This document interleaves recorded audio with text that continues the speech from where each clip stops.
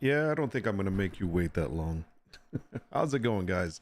Good morning, good morning, good morning. 11:15 a.m. Eastern Standard Time here in sunny South Florida, where it's actually clear and 66 degrees. We got some kind of cold front again. After a full day of rain, we had a lot of rain yesterday, man. It was rainy, rainy, rainy. By the way, it looks like I have like a 30-second delay. So whenever you hear this, write something in the chat.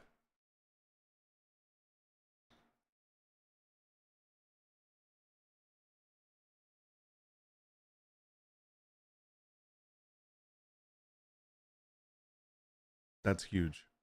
That's a huge delay. All right, hold on. Sorry, didn't mean to move my table. I'm moving my table and my camera's moving.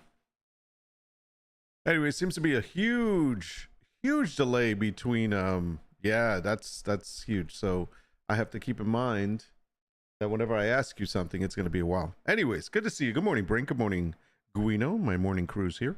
Good to see you guys. Woo! Lots of good stuff happening, man. It is Monday. We're starting off a new week. February 19th. The year is 2024 for those of you that are watching from the future. It's a great year. No, it's not. Man, so much is happening in the news and everywhere. And this weekend, this seemed to be, I think this weekend was like the awards weekend or something. Let me see if I got my, let me get all my stuff up here. Yeah, it was like the awards weekend. I think we had like the BAFTA awards, which was over in England and Britain. We had the People's Choice Award, I think it was another one that was this weekend. And I believe, and obviously we had the Streamer Awards for Twitch. So yeah, there was definitely a lot of awards stuff this weekend. I think there was another one. I just can't remember what it is. But it seems like, yeah, I don't know, it was awards weekend. Now, I managed to watch some of them. I didn't watch all of them. I didn't watch the whole thing. And, sorry, waking up. But it's, it was, some of the stuff was good.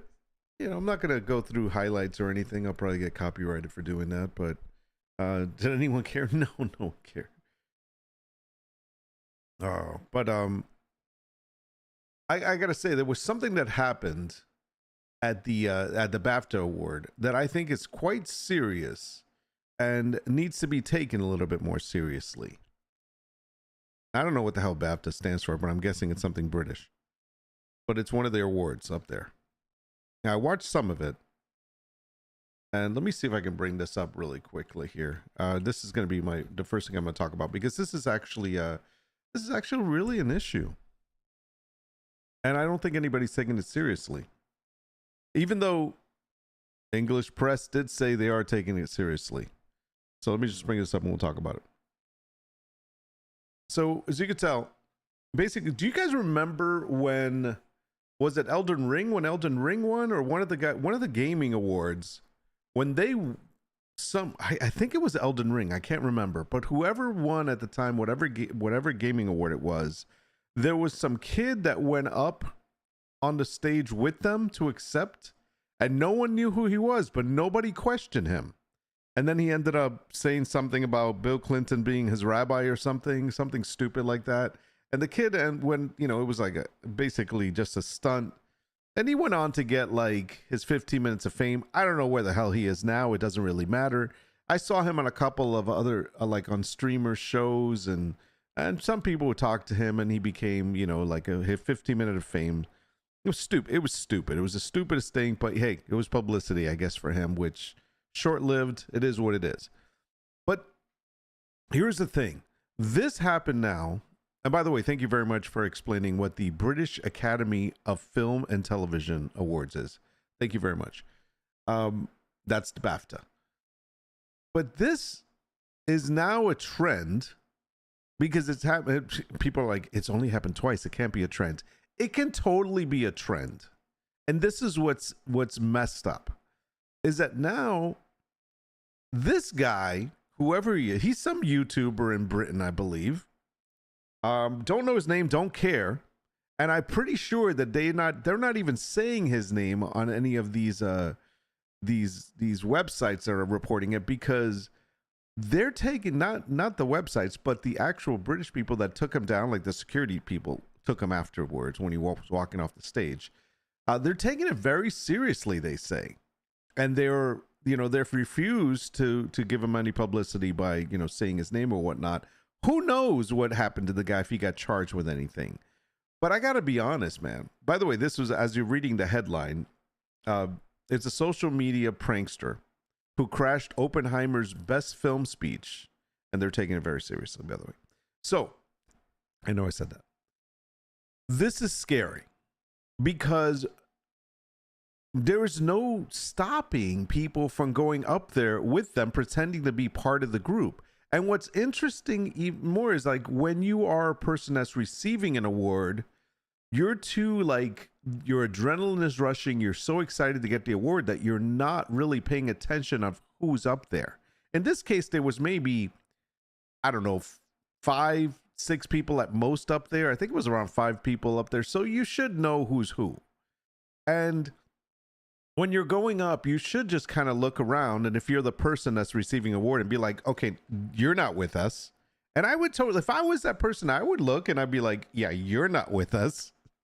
I don't know who this guy is. Get him off the stage, because there's a safety thing here. All right. Something could have happened. Who knows what this guy could have done? Look how close he is.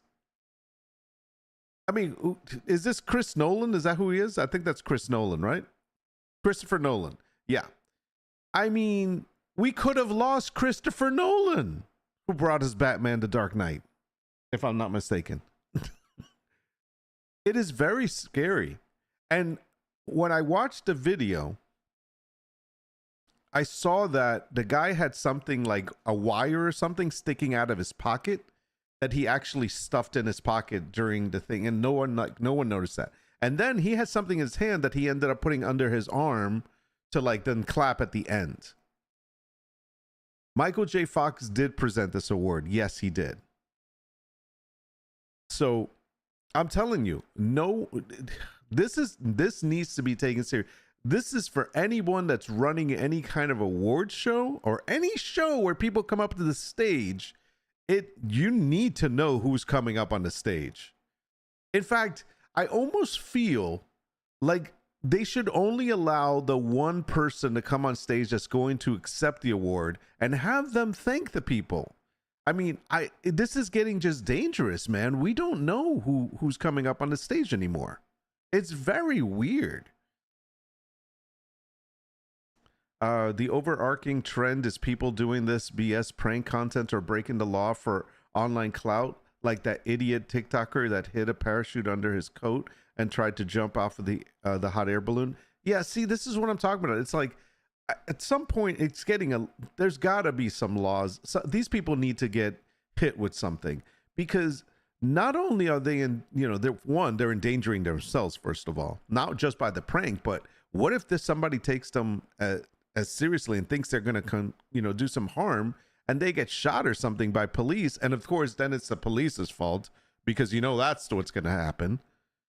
It's really stupid. And so these people that are like these TikTokers and streamers that are doing these stupid pranks just to get, the word is clout, which basically just means they want to get more credit, to be known and to be visible and to go viral because of their stupidity. Because yes, people watch stupidity.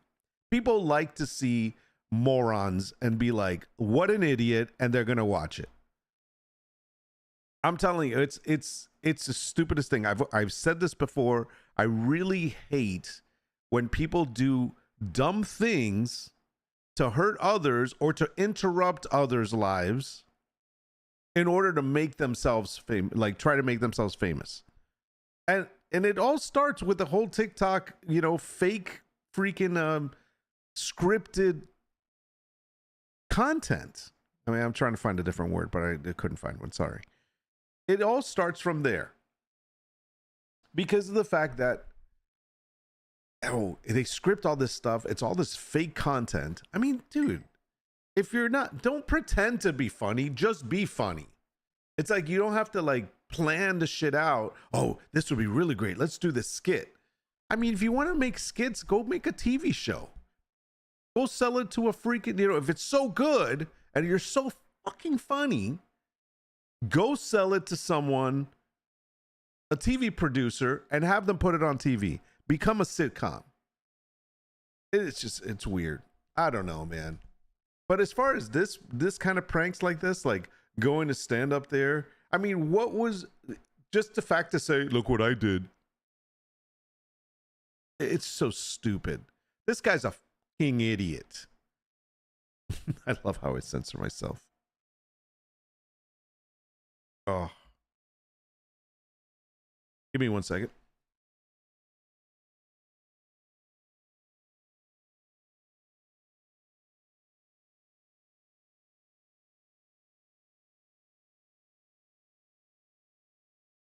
Sorry, I think somebody just let my dog into my room. I was trying to figure out how my dog got in here.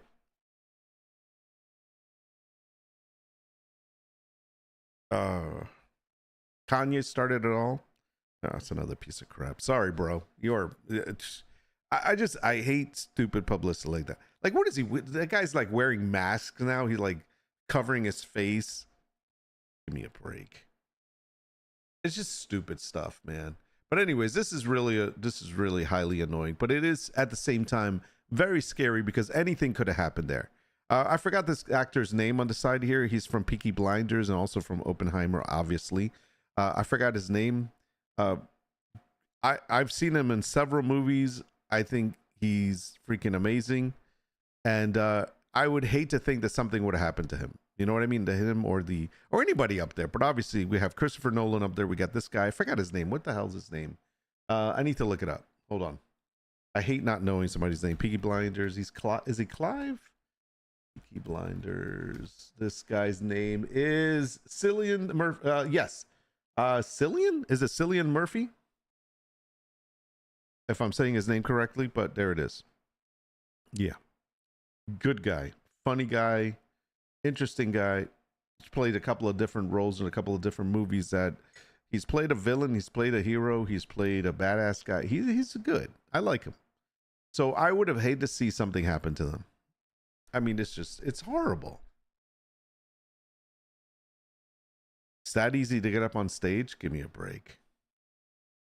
And how the hell did you get an invite to go to this place? That's the other thing. How did you get an invite to go there? Very strange. Very strange indeed, friends. Oh, man. All right, let me see. What else we got?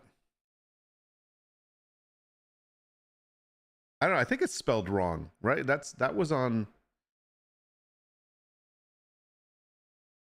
Let me see. I could have sworn his name was something different. Yeah, sorry about the delay, man. I don't know what's going on. This is a crazy delay. It's like freaking it's almost a full minute. I cancel Spotify because they still have R. Kelly's music streaming and don't even get me started on Kanye either. Okay, so that's an interesting comment you made there. You cancel Spotify because they still have R. Kelly's music. Now, we know R. Kelly's in prison. We don't want to go over like everything he did and whatnot. But yeah, he's in there. And so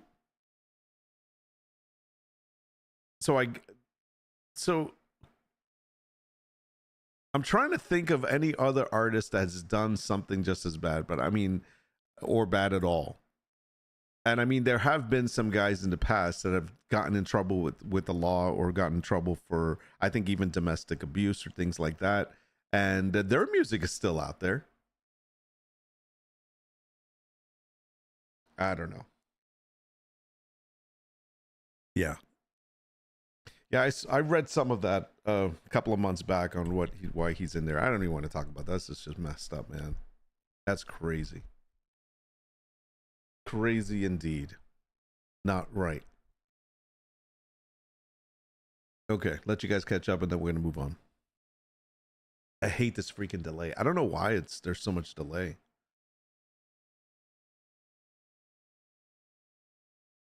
I gotta sip my coffee.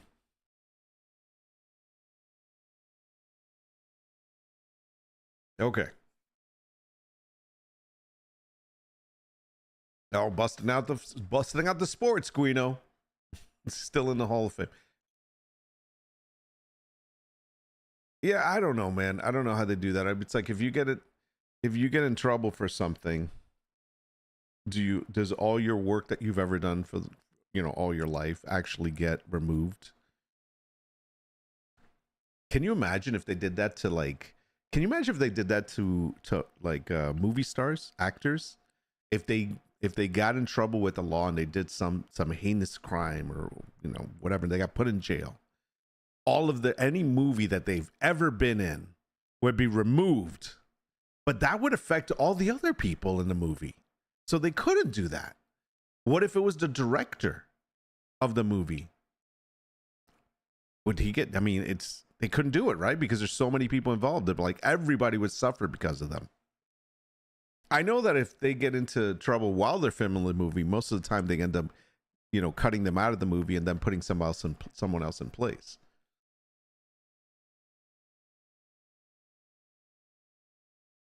Yeah, sorry, bro. You're talking about stuff that's going over my head. I don't follow sports, but that's horrible.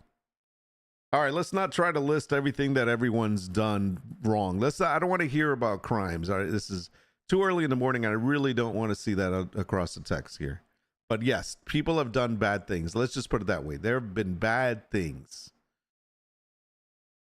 Bad things. Terrible, horrible, tragic things have been done. And people are paying they're justly paying the price like they should be. There you go.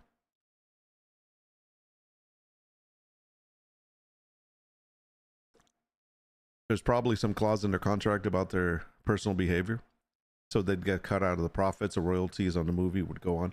Okay, there you go. So they probably would lose all the royalties. That makes sense if somebody does that in a contract. By the way, I heard, speaking of contract, I heard of something. Actually, who was it? The guy that won best software and development streaming section. I think his name is Pirate Software, and he's got a great voice. He's actually on now. I would put him on, but I don't know if that's gonna get me in trouble for playing his stuff. But the guy's got a great voice. Definitely's got like a radio announcer voice. It almost sounds fake, but it's not. Let's see if I find him. And he actually won, but he said something on a YouTube short the other day that got me thinking, and I wonder how many people actually do this. I'm going to explain to you what I'm saying in a second. Let me see if I can find him. I guess he's only. Oh wait, he is on right now. I thought I was following him. Let me make sure I give him a follow. Listen to his voice. Information for this, because that state is not held on the server. The state is actually held in the general agreement between the clients.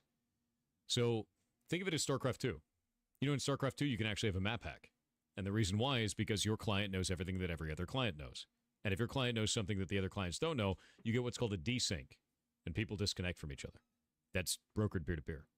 That's the point with it. Yeah. He has such an amazing voice. Anyways, yes. Yeah, he used to work in Blizzard. Yes, he did. I remember that. I remember he said that once. But anyways, he said something really interesting. Of course, he lives in the area. Everybody that I mentioned that is popular or famous or something always lives in your area, damn it, Brink. What the hell? You need to get a t-shirt that says, he lives here too. They all live by me. I mean, might as well. I live by everyone. I mean, come on.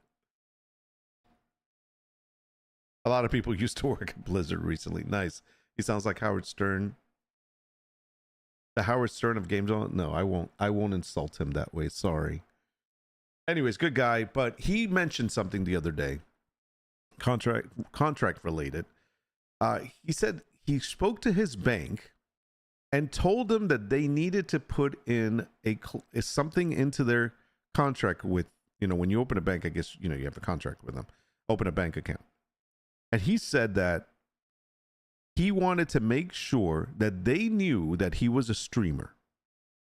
and that there were hundreds of hours of him speaking online that could then be taken and turn, with any form of small AI tricks, can be taken and used to fool the bank in requesting money through phone calls.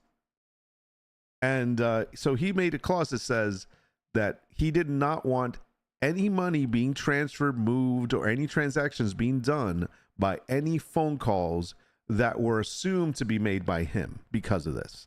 That he wanted to put into this contract or into the, in the agreement between the bank and himself, that all transactions needed to be done in person. And if any transaction was done over the phone, he would not be liable for them. And I thought that was a really, really good point of view there. Now, I don't know how many people, but he says that, anybody that streams should do that. Now, I think that is a really smart thing to do, but I don't know how many banks would honor that. I want to call my bank and ask them if they'll do that. That is really smart, actually. I'm like, dude, this guy's like 5 head times 5. I mean, it's huge. It's like, wow, no one ever. Now, I've always been very careful when I answer my phone because I don't like to say anything that's in the positive remark on my phone because of the fact that I always think they're going to do it. But yeah, I'm not telling you.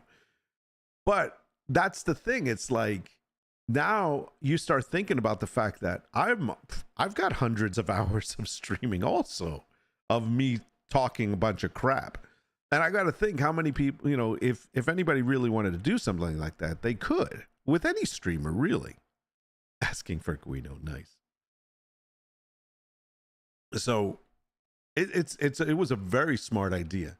So if you are a streamer or someone that has lots of hours on video somewhere on the internet, well, if you guys have OnlyFans or something, I'm sure you do.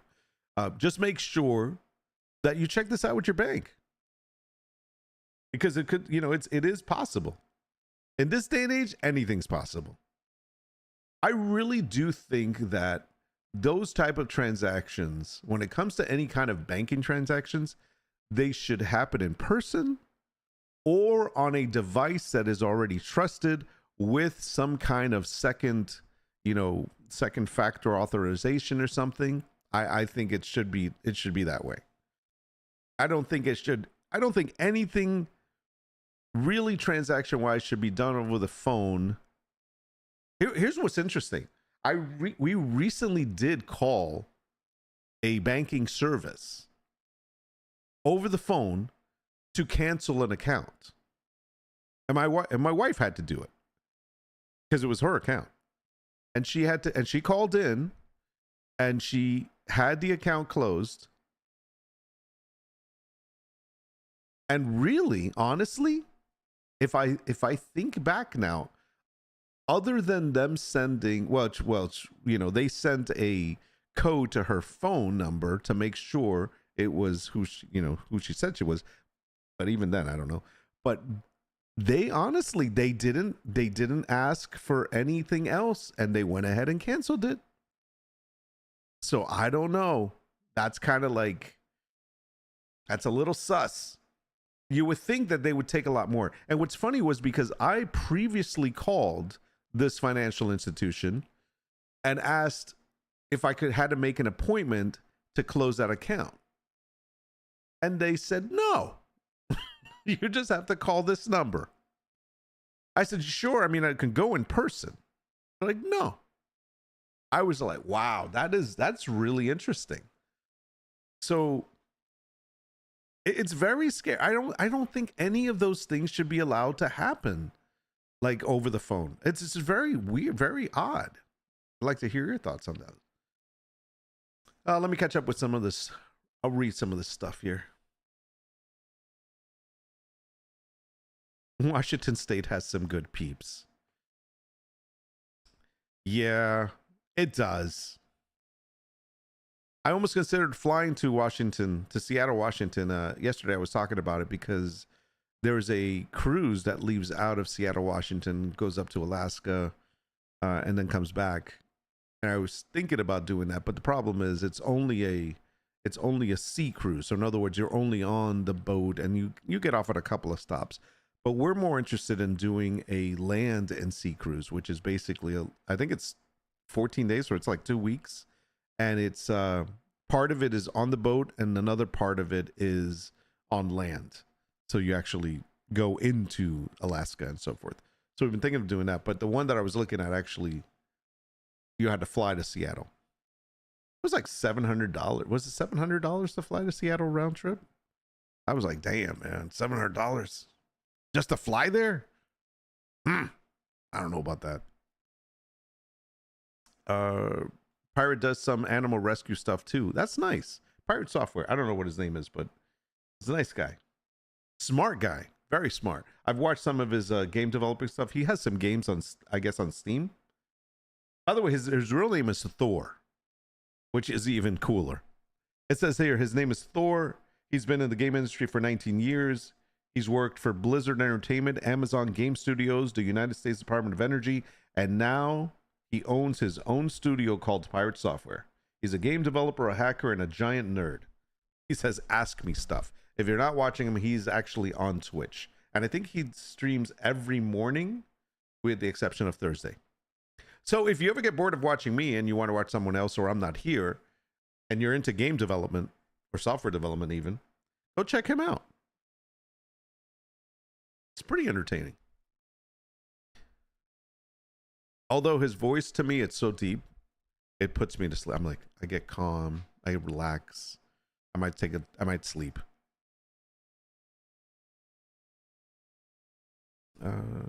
When I ran a grocery store, I made it a point to never make any financial transactions or agreements over the phone.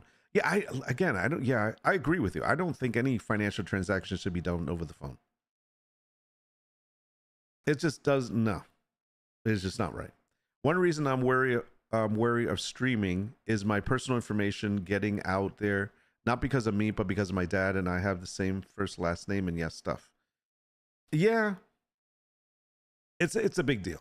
I always worried about that. I was worried about, like, oh, my personal information. And then I got to the point that I'm just like, it's fine.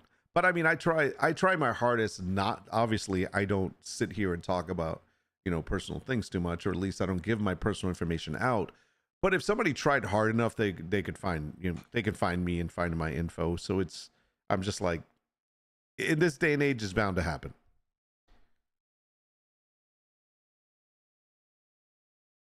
I mean, I think my worst fear is to this is where I'm very positive. I don't argue with people. I don't like to. I think it's a waste of time, waste of energy. So I always respect everybody's opinion, but there's another reason. I don't want to get into an argument with someone and have them leave in a bad way, and then they're like, I'm gonna go get them. Then you got some crazy person after you or something, and that's like, we don't need that. So this is why I'm like, I'm very open to conversations. I'm very open to people's opinions and stuff. And it's like, listen, I'm not here starting to beef or have any trouble with anybody. I'm just here to have a good time, talk about life, maybe help some people out, and that's all it's about. And you know what? This weekend, someone called me or asked to talk. Actually, they asked to call me. That I've met from the community. In other words, we met here on the stream and stuff. And they asked to call me if it was okay. We could talk. And obviously it was through Discord and whatnot. But, and we had a conversation. But here's the thing. I'm not going to talk about who it was. I'm not going to talk about the conversation because obviously that's private. But what I am going to tell you is that what I have realized more and more, and this weekend being another example of this, is that somewhere along the lines of doing the silly streaming stuff, I have been able to reach some people to make them feel as they can rely on me, as I am there for them, as a friend. I'll use that word loosely because we all have different definitions of the word friend. I don't like to use the word acquaintance because it is so like non-personal, but I feel that we have made, by the silliness of being on stream, whether it's joking, whether it's playing a game, whether it's doing AI, whatever it is that we do here, at some point, we have been able to reach people. And I say we, I mean me, but even you guys have reached each other. We've been able to reach some people to make them feel like they are not alone in anything that they're going through. And I think that's really a great thing. And when those things happen, that makes a difference to me. And that's what it's all about. Not here to hurt anybody, not here to make anybody feel bad or put anybody down for their opinion. Listen, if anything, we put me down because I suck at games, and this is why I don't play all the time. Because I'm not here for the games. I'm here for the community. And so that's where that makes me feel good when something like that happens. And I got to say, there are people that watch me that are part of my community that I feel I know well, or well enough to say, hey, if you need something, I'm here. You know, if you ever need somebody to talk to, you're going through a bad time, you just need an opinion that's not going to be like, but you know, because sometimes you can't talk to family or close friends because they're too involved in the situations. And so maybe you need somebody on the outside. And although I can't be here for everybody, obviously I'm not going to be like, I'm not Dear Abby, and I never said that I could solve anybody's problems. But if I can help in some way, some small way, I will. You know how it is. Anyways, let's move on from that. Getting all personal and gushy here. Feeling all stupid. All right, let's see. Blah, blah, blah. Let me get back to this. By the way, good morning, Troy. Good to see you, man. Or good afternoon for you, because I know you're over there, over the pond. The Alaska cruise is nice. Certain time of year, you can see the orcas. Yeah, that's what I hear. You should check out Victoria Island. Yeah, that's one of the places that I was going to stop. There's a ferry from Seattle that goes there, and it's a great little weekend destination. Yeah, I think Victoria Island, British Columbia, was the final stop before heading back to Seattle. It's like a Royal Caribbean cruise or something. I don't know. But we decided not to do it. We'll do it at another time, but we want to do the land and sea one. That's just a little bit more expensive, so it takes some planning for that one. Only a couple of towns that allow cruise ships in Maine. Most come out of Nova Scotia up here. Yeah, so that's the other thing. Like, I've been on a cruise ship that went up that way, Guino, and it went through Brunswick, it went to Nova Scotia, and one other place that I can't remember has a lighthouse at the end. But we've talked about visiting Maine. I just, I don't know what I would do there other than, especially, I don't think my daughters, which are late teens, what they would be interested in doing there.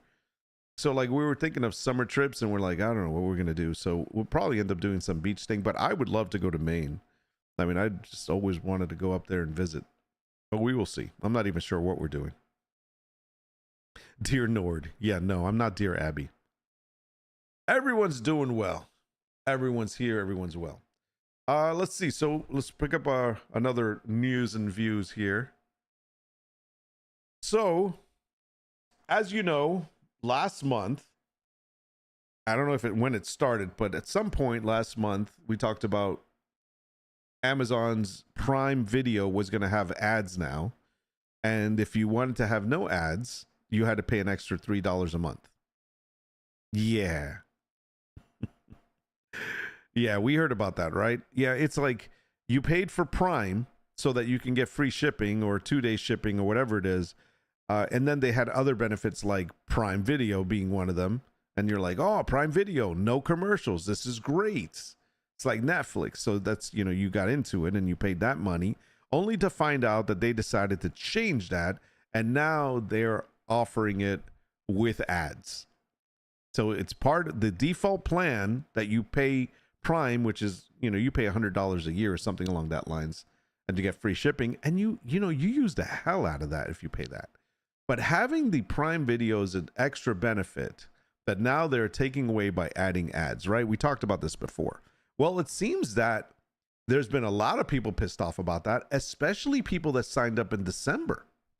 Because they signed up in December thinking that they were going to get an ad-free TV replacement, Prime Video.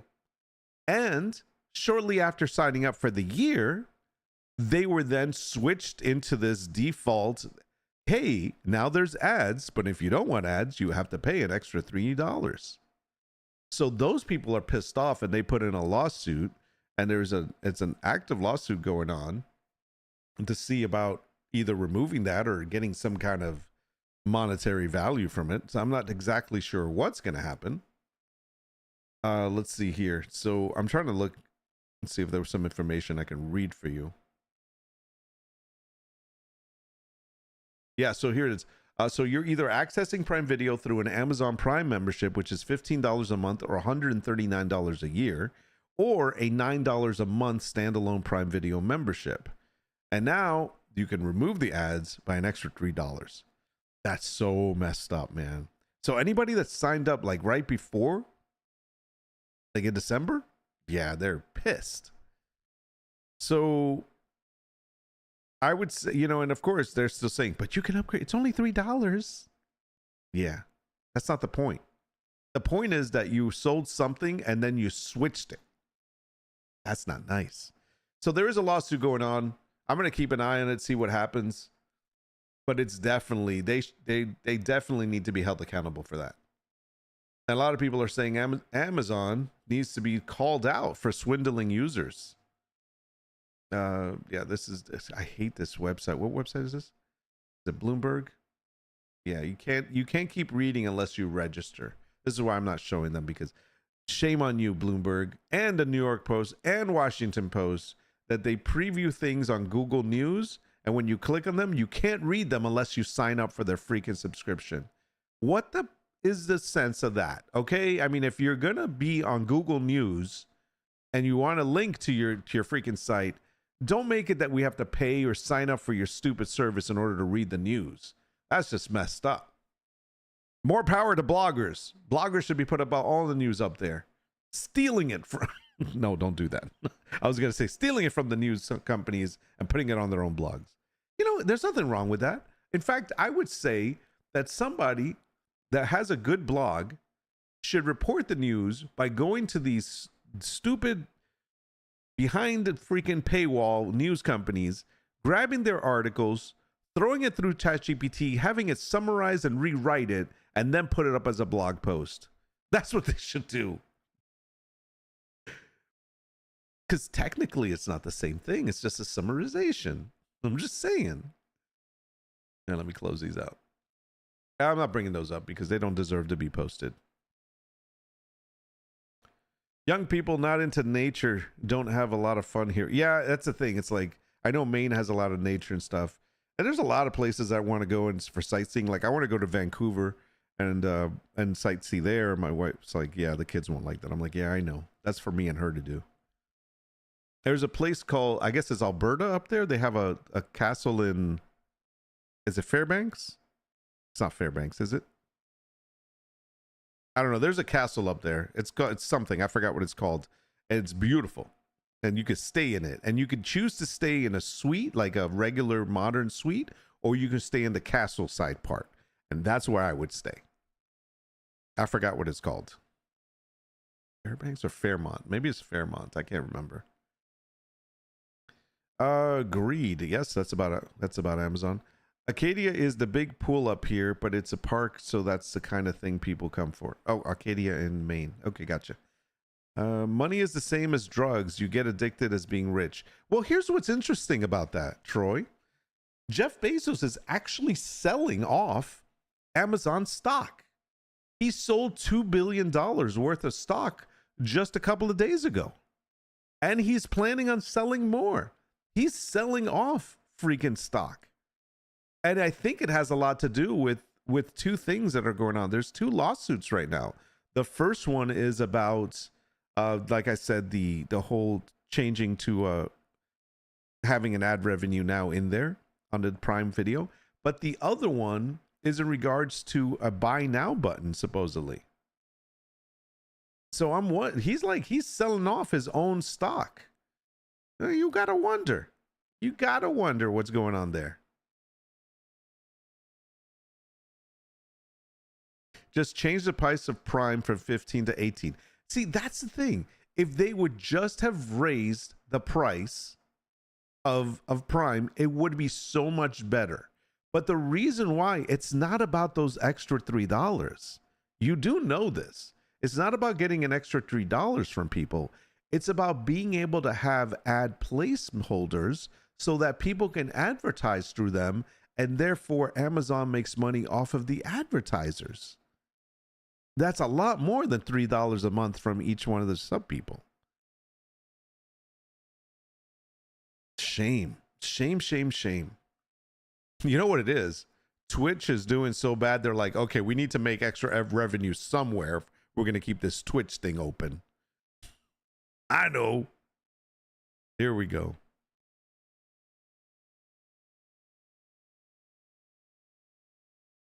Apple News has the same model. FWIW for I'm sorry, bad with acronym mistake. By the way, good morning, D Jones. Yeah, I hate it. I mean, it sucks. It's like, if you're gonna this, and I love going to like Google News, and I used to use Apple News a lot before, but I use Google News a lot now. And I just scroll through and I click on certain things that interest me because the news is listed there. But I hate that when I get to the site, it's like I can only read part of it. And I'm like, that sucks. So if it's a story that I'm interested in, now I have to like take the title, do a search for it. I even sometimes go to ChatGPT and I tell it, hey, look in Bing for any news in regards to this. And then I put it there. And guess what? ChatGPT gives me the summary. So there you go. Nah, nah, nah, nah, nah. Now it's constantly tricking people into making more money themselves. Wait, I missed that one. That must be the Amazon thing. Kind of sad print media is dying. I'm not sad about that. They could have, print media could keep going. But it's just, there is a niche for it. There are people that still like that. There's still people that want to hold a newspaper in their hands. They just need to, I don't know, make it easier to get to or something. I don't know. I think it's still possible to do. Hey, look at Midjourney. Midjourney puts on a magazine every month for $4.99, highlighting their community art. Now, you can see all this stuff online, but getting the magazine, and I just got issue 10 just the other day. It's sitting over there. I mean, I've been a member since the second issue. I really wish I got the first one, but I did not. And it's great. I love having the magazine and flipping through it. But yeah, I can see all of that stuff online. But there's something about having a collection. I think it's... Nah, never mind. I'm not going to say it. I was going to say something about magazines and newspapers. Nah, forget it. Let's see. Jeff's got to fund his PP rockets, bro. I know. Jeff Bezos and his PP rockets. I knew that was going to come up somewhere. He knows when to hold them and when to fold them. I guess so. I mean, he knows when to get out. He's selling his stock. Hey, tipping in, by the way, between meetings. No problem, brother. Good to see you, by the way. Hope you're doing well. Happy Monday. Hope the meetings go quick for you. If greed, it's greed. Obviously, these multi-million-dollar companies need a wake-up call, but people keep supporting them. It's hard to do. It's hard to like do that kind of a boycotting when it's a product that is like so ingrained in your life. You know what I mean? Like seriously, can you? I don't think anybody would stop buying from Amazon. You're getting things at a lower price. It's not costing you anything to ship to you most of the time. You're getting it practically the next day, sometimes within 2 days, depending on what it is. And you don't have to leave your house. Every time it's like, oh, you know what I need? And then you look it up and you get it. Oh, you know what I forgot to get? And you look it up and you get it. It's that convenience and that instant gratification. So it's really hard to give that up. Yeah, but Midjourney gets the content from their magazines for free. True.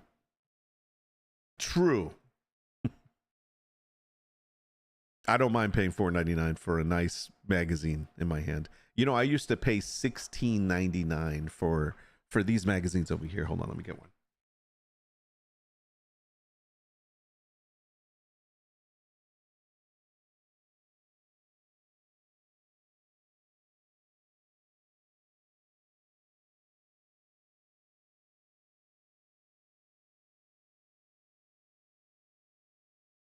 Okay. These magazines, I used to buy them all the time. All the time. Why did I say it like that? I said, oh, I used to buy them all the time. Okay. This is from,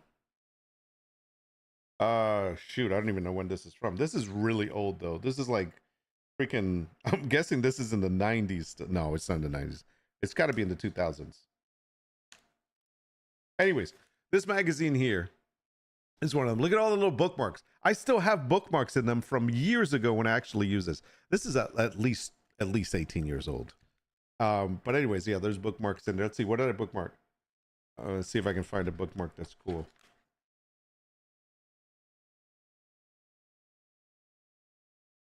Dodge and burn in Photoshop. That's pretty neat. Okay. Anyways, this was a Photoshop Creative magazine. It actually cost $15.50. Okay. And it's right there. It's, I believe this was a US. Yeah, it's printed in England. It's a US. I'm sorry, it's in England, a UK based. It came with a CD. So, I mean, I'm guessing that's why it was more expensive. But that's how much these magazines cost. And I used to get them all the time. Now, here's the other one. Here's another one that I used to get. I got so many different ones, but here's another one. This one was called Image FX, Fantasy and Sci-Fi Digital Art. Okay, check it out. Great looking magazine, right? It also came with a did it come with a CD? It came with a DVD. I must have the DVD somewhere else. Oh no, it's in here. No, wait. I took it out already. Okay. It comes with a DVD and it's $14.99. All right, I'm not kidding. Look at that, $14.99 on this one. It was a great magazine, good information. It was all about digital art. Pretty sweet. I used to get that. So yeah, I used to pay a lot of money for these magazines. So paying $4.99 for inspirational art.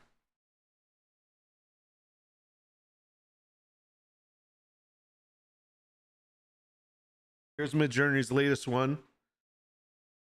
$4.99 for this magazine, which is beautiful, beautiful picture. I mean, it's, you know, obviously it's a bunch of different pictures in here. Here's some pictures. There you go. I mean, it's got great pictures of their community. It has the prompts written at the bottom of it so you can actually follow along or try them yourselves or get ideas, you know, whatever it is that you're looking to do.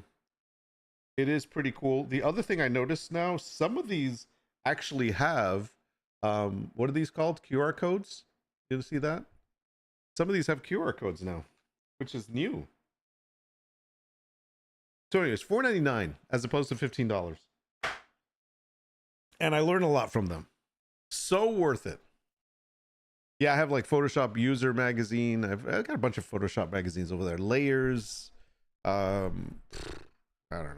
Photoshop Creative was the one I just showed you. It's nuts. But they're great magazines. Correct PP rockets come up from time to time. It does. For some reason, people always talk about that. Twitch is Amazon. I'll start from there.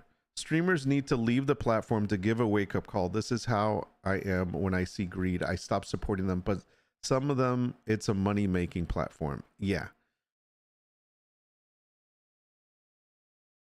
Yeah, they find it hard to leave. Well, so the Streamer Awards is probably a great example of that.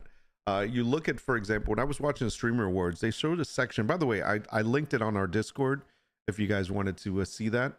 And I'm surprised that I don't have my Discord link up here on my YouTube, which I will work out at time. But you got to understand one thing. Whenever I mention my Discord, it's really a community where it's just a place to just hang out and talk. It's not, and you get some information on some of the things that we talk about. I might post things. We post game stuff. We post movie stuff. We post AI stuff. You know, so it's a mixture of stuff.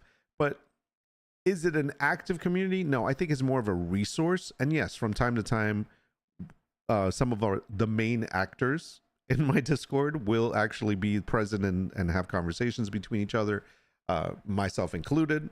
I'm very active on my own Discord, but it's not for everybody. I don't know what people look for in Discord communities, because I think sometimes they just join it because of the fact that, oh, this person plays this game too, and that's why they'll join. But then when you stop playing that game, they're like, oh, he doesn't play that game anymore. Never mind. I don't want to be a part of this community. It's like there's so much more than just a single game when it comes to Discord's communities. But whatever. It is what it is. Anyways, I think, what do we have? Last count, I think we have like 116 members or something. So it's not a lot. Like I said, small community, small streamer. I'm good with that. It's fine. And by the way, since we're talking about that, do me a favor. Hit that like button. Hit that like button if you're sitting there watching me. It's nice. It's nice of you to do. So some streamers, when I was watching the Streamer Awards, they've been doing this for a long time. When you look at it, they showed a clip of Asmongold when he first started streaming. It was 2011. He's been doing this since 2011. Other streamers that started like even later. I didn't know this. Hassan Piker, which is actually more of a political streamer, he does gaming, but this guy's like 6 foot tall. He does gaming. He does a lot of political talk. He was part of the Young Turks, which is I don't know if it's left wing or what it is, but it's a whole news outlet kind of thing. A lot of politic debates, things like that. He started in 2018, like in April, and the guy's huge now. And so it all depends. Same thing with Pokimane. I think Pokimane didn't. When the hell did she start? I can't remember. But anyways, they showed a lot of these people where they started from, and they started like with nothing, and then they got huge. Then there's others that are just starting out now that have gotten huge quicker. I think that it depends on the person, what they're doing, and how they relate to the people, or how the people relate to them that are watching them. But it's pretty crazy. But anyhow, back to your comment about if Twitch is doing something wrong, they should leave or they should stop streaming. Yeah, I think they tried that. They did a one day where no one streamed or something like that, just to call attention for something. But the truth is, this has been the money maker for a lot of people. Like, this is what pays their bills. And some people are actually working at streaming in order to hopefully one day pay their bills. You know, they might not be able to do that right now. So it's hard for them to walk away from that and like to boycott just because, you know, Twitch is Amazon or Twitch is failing or whatever it is. It's tough.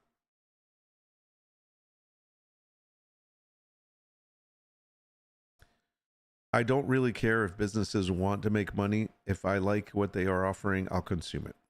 I've run businesses, of course. My main concern was making money. Yeah, and that's the thing. I mean, business is business. There's a way of doing it. I just think that sometimes businesses make bad decisions for the sake of generating more money, which they take off of their consumer. Like in this case, I honestly feel like the Amazon thing, by adding commercials by default and saying, if you don't want commercials, then it's going to cost you this much more. That I think is really messed up. But there's a way of doing that. They could have done, if you have become a member from this date or before, you would be grandfathered in and not have the ads. That should have been an option. And anyone that comes in after the fact, or anyone that is on a monthly and not a yearly, would also be that would be the possibility. In fact, they could have even given a discount to anyone that was like, let's say, this is what I would do. Here's my plan. If I was Amazon, I would have said, let's say the date was December 31st, 2023. Anybody that signed in before December 31st, 2023 would not have to pay. If they had a yearly account that was just, you know, they paid by year, they would not have to pay for having no ads. They would be grandfathered in. The second thing would be anybody that had signed up before December 31st, 2023, but was on a monthly recurring thing, like let's say they only did Prime Video for like $9 a month. I think that's what it is. They would have to pay, but not the full $3. They would have to pay an extra $1.50, and that would be included automatically into their bill. That way, there wouldn't be a choice. It was like, sorry, we are raising the prices because we are putting ads in, and in order for you to avoid ads, we're automatically giving that to you. So you're just getting an increase of $1.50. That's fine. So instead of $9, it's $10.50. Fine. That's how they should have done that. Now, anyone signing up after December 31st, 2023 would then have to have the option of, hey, by the way, it's an extra $3 if you don't want ads. That's how it should have been done. They wouldn't have upset their existing clients. They would have made a little bit of money on their monthly clients, and then they would have offered it to their new clients where they would then reap the rewards of that. But that's not the case. That's not what they did. So there's always a different way of doing things. It's just unfortunately sometimes they don't. I mean, think about the electric companies and even the internet companies like Comcast. They've raised prices all the time. They're like, all right, hey, by the way, we're going to be charging you an extra 3 cents or whatever it is. They're like, damn it, 3 cents for every kilowatt. And you end up paying it because what are you going to do? You're going to boycott and stop using electricity, use solar? Yeah, it's not going to work.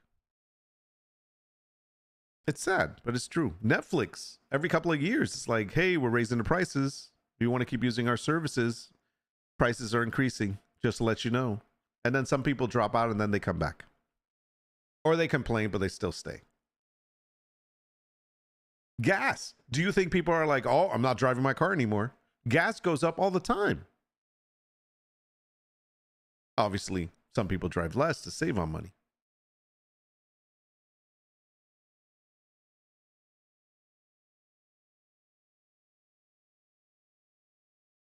I'm not gonna touch any of that stuff that you guys are talking about because that's between you guys, not between me.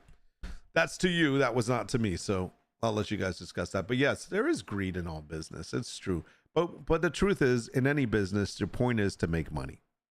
Hey, I'll give you another example before we move on. The print on demand business, right? You know how like some people offer free shipping? They're like free shipping on print on demand products. On it, let's talk about Etsy, for example. When you see stuff that's free shipping, it's not really free shipping. I hope you guys do know that. It's not really free shipping because what they do is they're raising the price of the item by including shipping into it. That's what's going on. And on top of that, they may be giving you a discount because they've already raised the price of what it is so they can actually make whatever profit margin it is that they want. It's just the fact that they're presenting it that way. There are times when even I do that. Like I'll have an item that is kind of low cost, but the shipping itself is pretty high. So I'll be like, you know what? I don't want the shipping to appear to be let's say this one shipping was like $10.99. $10.99 to ship something. And I'm like, holy crap, that's crazy. So instead what I do is I drop my shipping down to like, let's say $6.99 or $5.99. And then I take the remainder amount of the shipping and I put it into the product, which includes already a discount. So I'm kind of giving them a discount already, but at the same time, the cost of the shipping is being covered. It happens. Sometimes you do that on some of the products. That's why I try to find products that have low shipping because I don't like doing that. But that is a way of doing business, and it's unfortunate. But there are definitely a lot of people out there, and you'll see this, and we've talked about this before, on print on demand, especially on Etsy, you'll see things that are marked down 60%, and even I've seen 80% markdowns. But let's say 60% markdown. And you're like, you think you're getting a great deal. You're like, holy crap, it's 60% off. I've got to get this. It's not 60% off. What they've done is they've basically fooled you into thinking that they're giving you a discount because they're raising that price so high up that they're bringing it down to what they actually want to get money on, what they want their profit margin to be, and that's what they're doing. So it's a scam nonetheless. Or the stuff that never goes off sale. It's always on sale. Those are tricks. And unfortunately, some are tricks of the trade, others are scams. That's illegal. You cannot raise a price on something to be sky high that is a ridiculous amount just to discount it to get the money you want. That's pretty positive. That's against the law. I'm just saying. You can look it up. And also having something on sale all the time never goes on sale. That's actually breaking a law too. It's a federal law. I think it's what is it? The Federal Trade and Commission, FTC. That's what it is. I'm pretty sure. Look it up. That's here in America though. I don't know what it's like in other worlds, other countries. Let's see. Yeah, but anyhow, I understand the point of business is to make money. Just try to be a little more ethical when you're making those decisions. That's all. If you're running a business, you want to try to be ethical. I know a guy that runs a financial business. He's a financial advisor. And one of the things that I find very interesting about this guy, he's a good friend. I haven't seen him in a while, but he's a good friend. He actually runs his business from his Christian belief. Like, he infuses his belief, his Christian belief, into his business and how he treats his customers and what he does.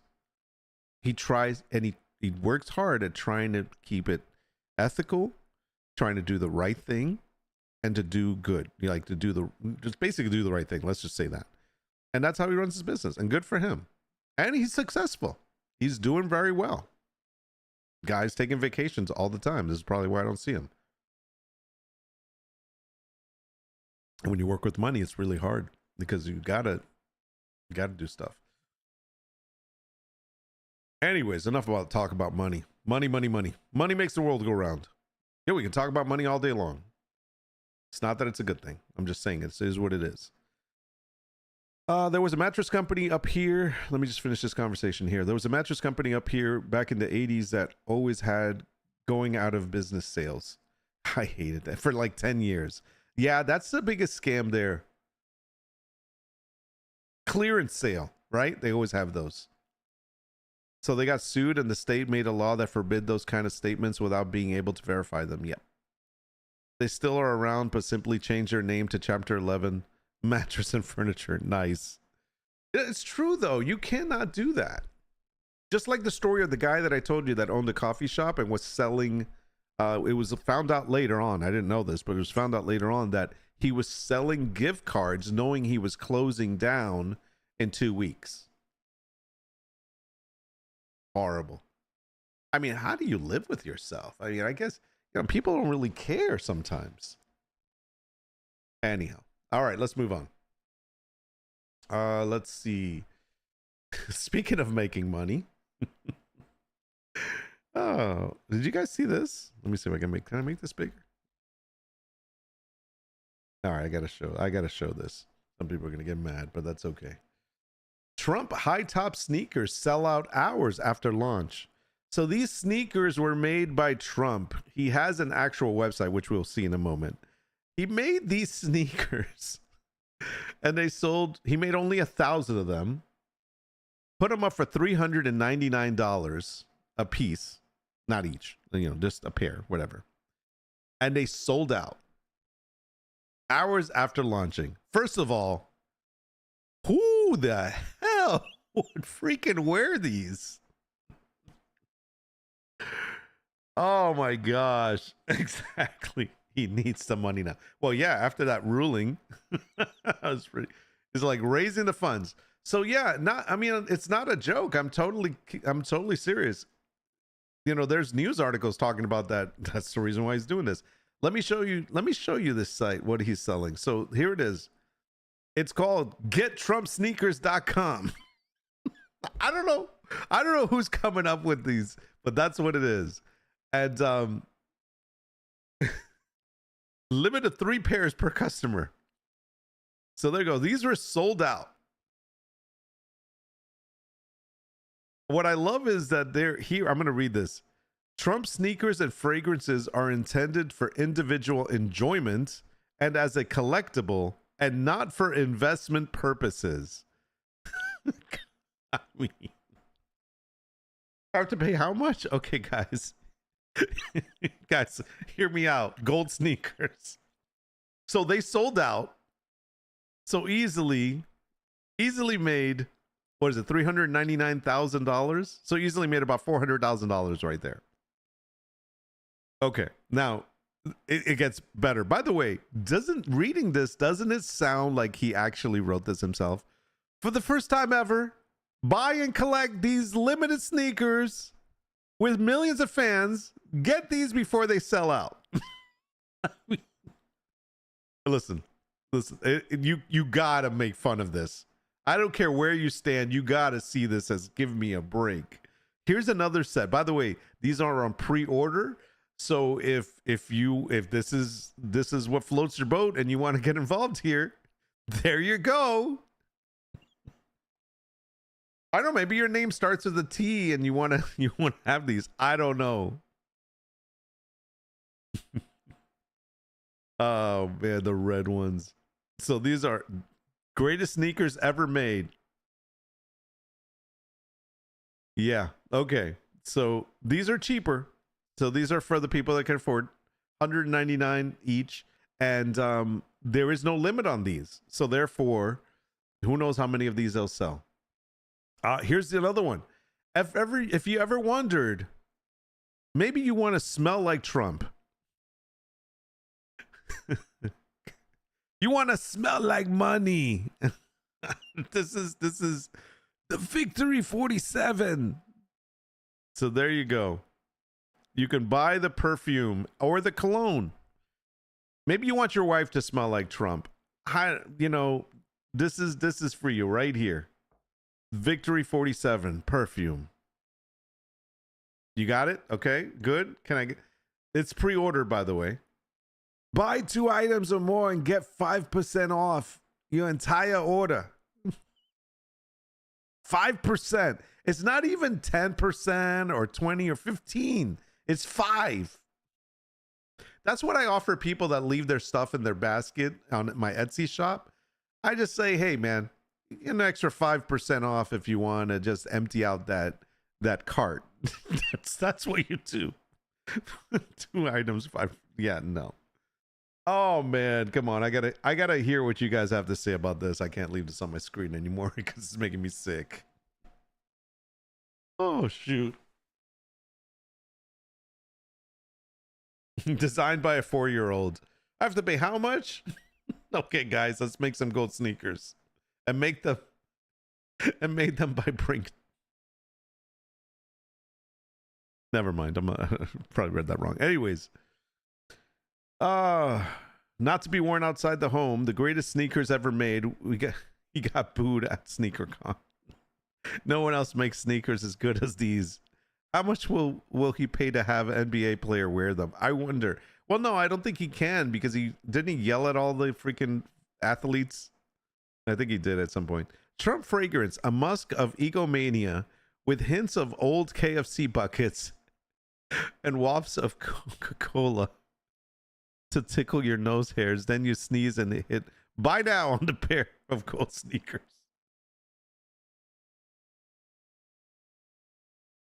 Oh man. Only here can you get that amazing news. Only here where you get the best news ever. There is an update that came out for Baldur's Gate 3, by the way. I don't know if you guys have seen that. But it's the biggest thing about it is they've been talking about they fixed the kissing. I guess that was an important thing. I haven't read this yet, so you have to forgive me. But it says the new update of Baldur's Gate focuses on kissing animations, but there is an old problem that has finally been fixed with patch 6. I don't know what the old problem is. I've never seen these problems in the game. Maybe because I don't play enough of it or I haven't gone far in the game. Let's see. Patch 6 for Baldur's Gate 3 introduces new romance updates, includes improved kissing app and animations and options for romantic partners. I mean, was this really a thing, or what? Did they do this because of Valentine's Day? This is crazy. Yeah, now the kissing is fixed. You got to play it now. Changing party members in Baldur's Gate 3 is now easier with a single interaction, saving time for players. Oh, interesting. Changing party members. Oh, that's right. I did hear about this. When you want to replace a party member with a new one, you can actually choose which party member it's going to replace. So you don't have to do the whole, hey, I think you should stay and we should part ways for a little bit, hang out at my camp. I'll come hit you later, and then you have to go talk to the other one. No. I think it's easier now. I don't know. I haven't played it. The update also includes various quality of life improvements, such as optimizing dialogue scenes and AI for companions pathfinding. Interesting. So I haven't really read through this, so I'm not going to, but this patch is out there, and you know that I'm still playing Baldur's Gate, so this is actually probably something that I'm going to look at. But again, I didn't see any problems.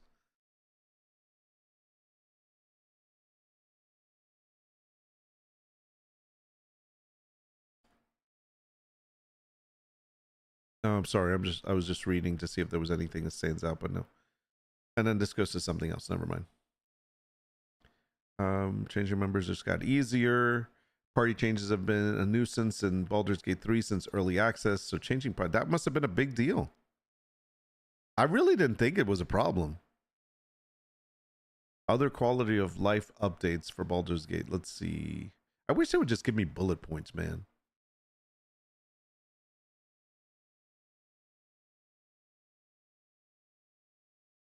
Yeah, I don't know. Anyways, not going to read this. There's a lot to read. You know me, I don't like to read. I like bullet points. Summarize things for me. We'll get there. Anyway, so if you're playing, just check it out. It's a new quality of life update. And there's kissing too. That's got to be good. But of course, with everything, they said that there are some bugs too. There's a bunch of bugs added. I haven't done any of the romance stuff in quote unquote romance stuff in Baldur's Gate 3. It's just it's not my thing. I mean, I flirt with Shadowheart. I mean, who doesn't? But it's not something that I'm actively seeking. I just want to get through the freaking story, man. I want to get to the part where she actually gets white hair. Damn it, I still haven't gotten there.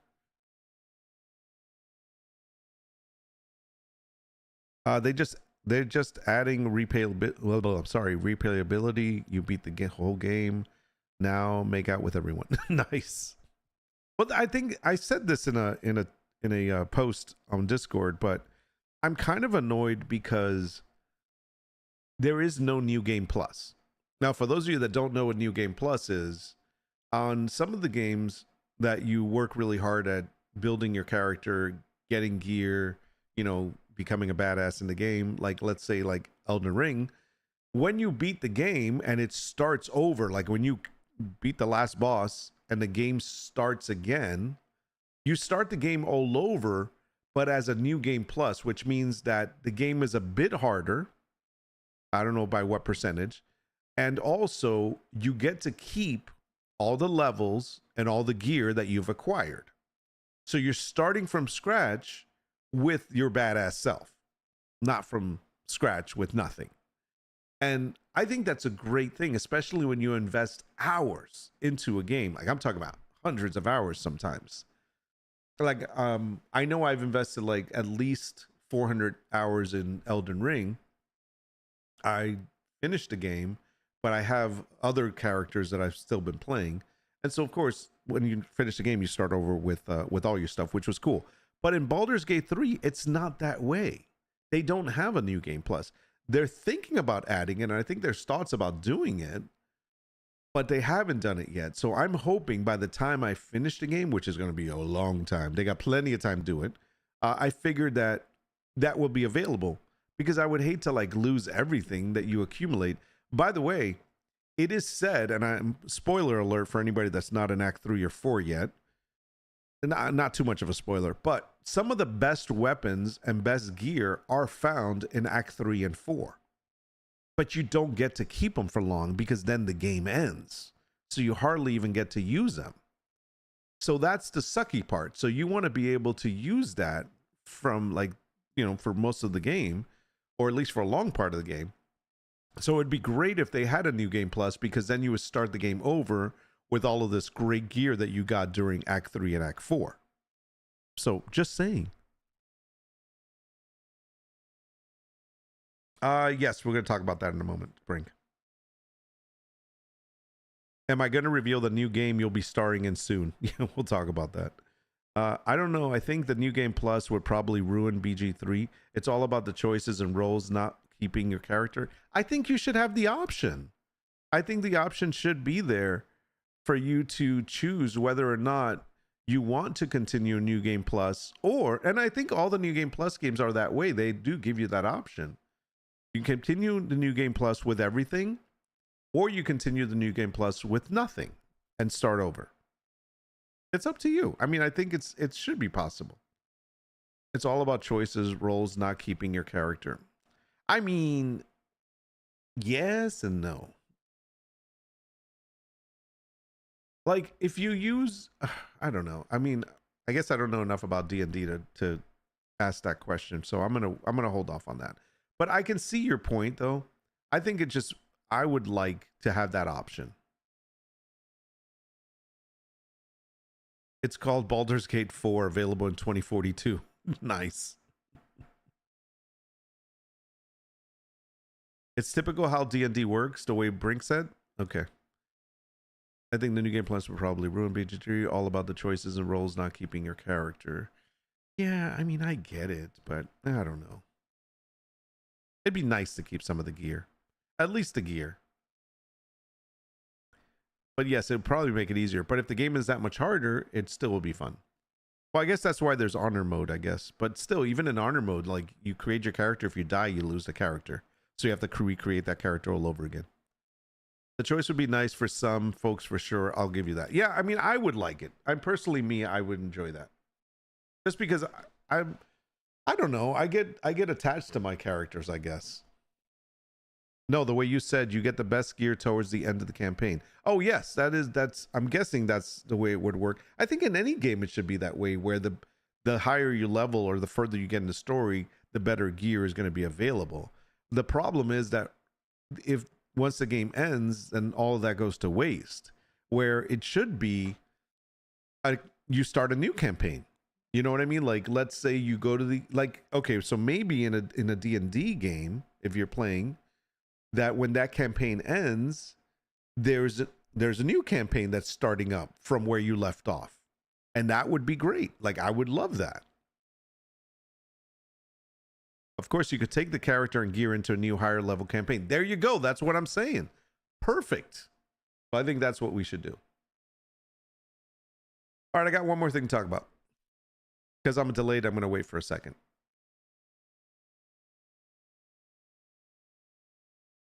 I know I look tired, man. I haven't been sleeping very well lately.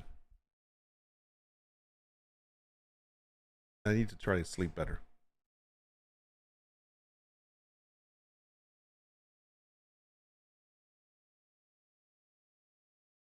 Well, yeah. I mean, exactly, Brink. Pay attention to Shrouded devs. Not supposed to have level 5s with level 20 gear.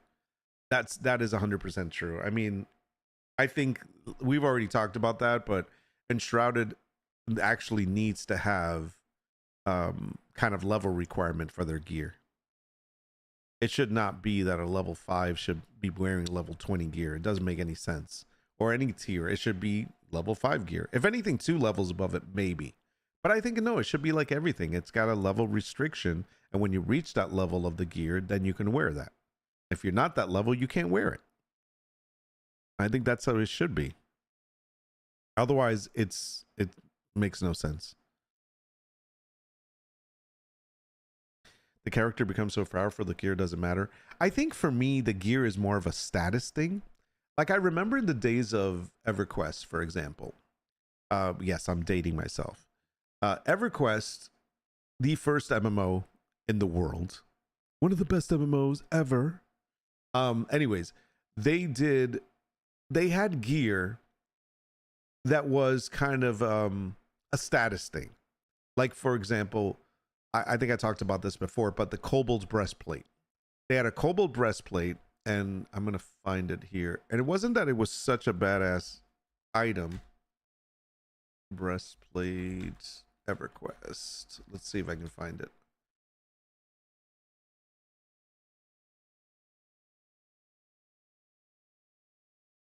Okay.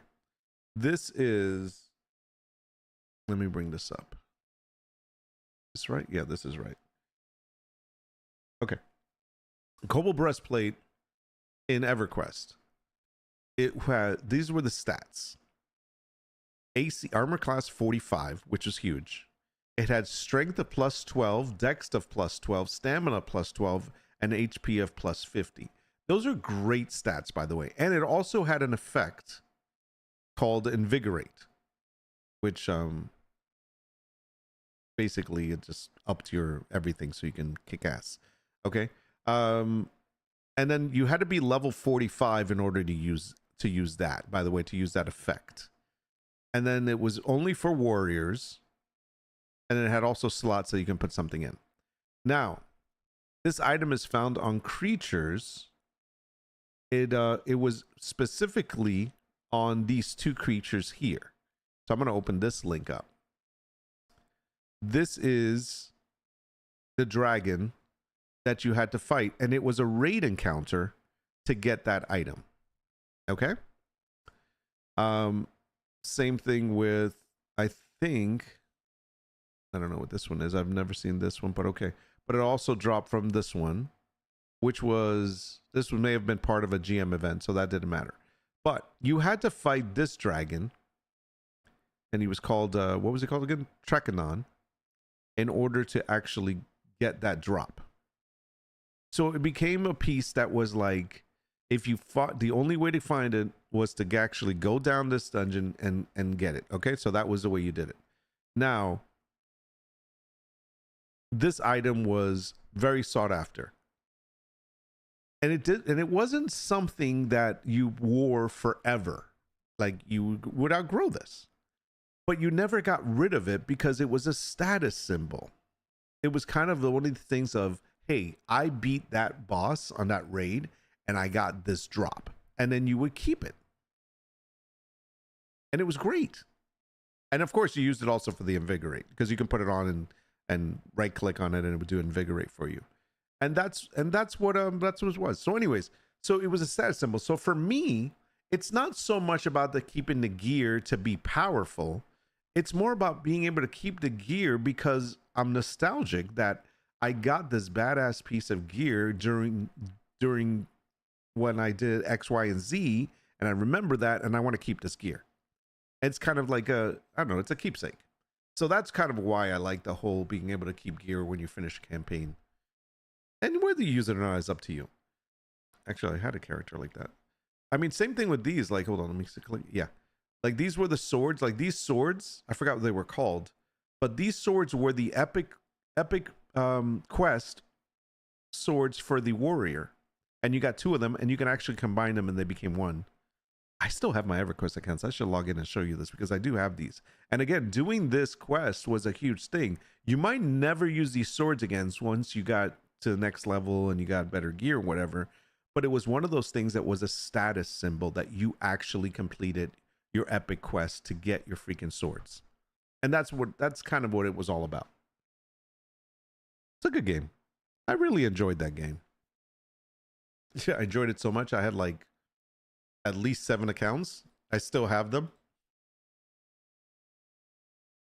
I think I still have like 3 million platinum in that game. Oh, it's crazy.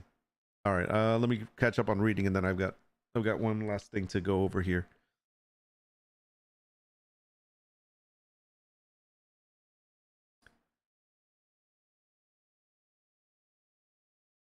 Yeah, WoW type gear. Yeah, basically.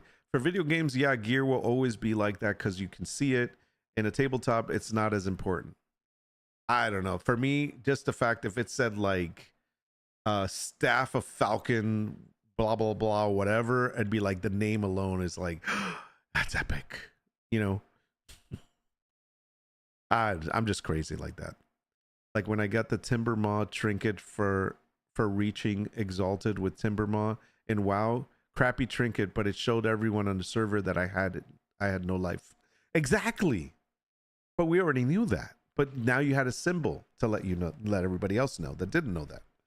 Sorry for you, Brink, but everyone already knew that. See?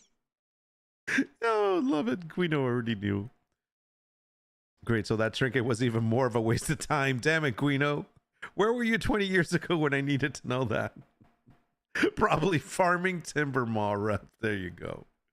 Oh man. All right, I got this last piece here.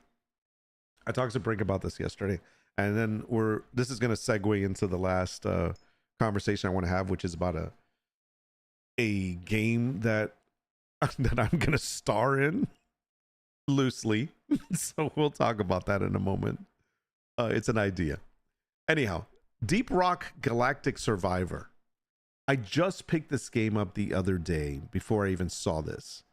But this game is so cool. I'm going to play for a little bit after we're done here, just so I can show it to you, because it's such a fun little game, and I would love to create something like this.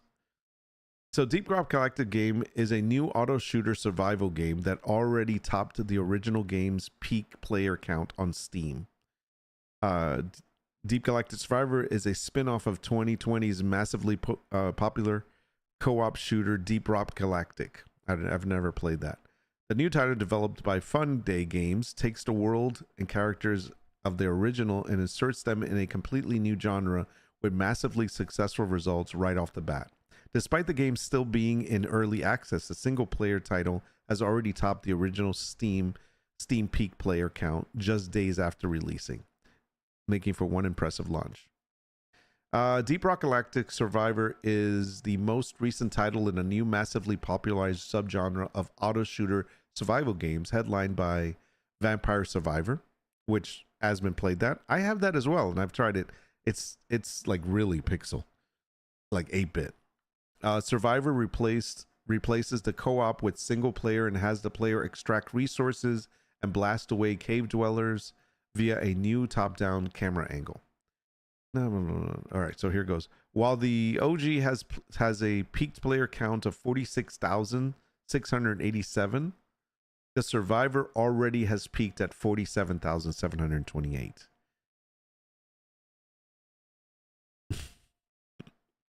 So look at that. That is crazy.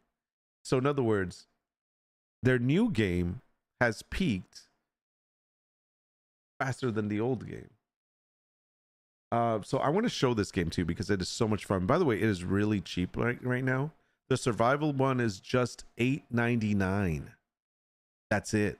And it's currently 10% off on Steam from its original $9.99 price. So it's not even that expensive. So it's pretty fun. Anyhow, I want to show this to you because I really would love to make a game like this. Let's see if I can go to library. I have not played this. I've not played much of this. I actually launched it last night for like less than 5 minutes. But it's definitely something I will be playing. Where the hell is it? Oh, there it is. Okay. Just go ahead and launch this thing. It'll take a moment just to come up.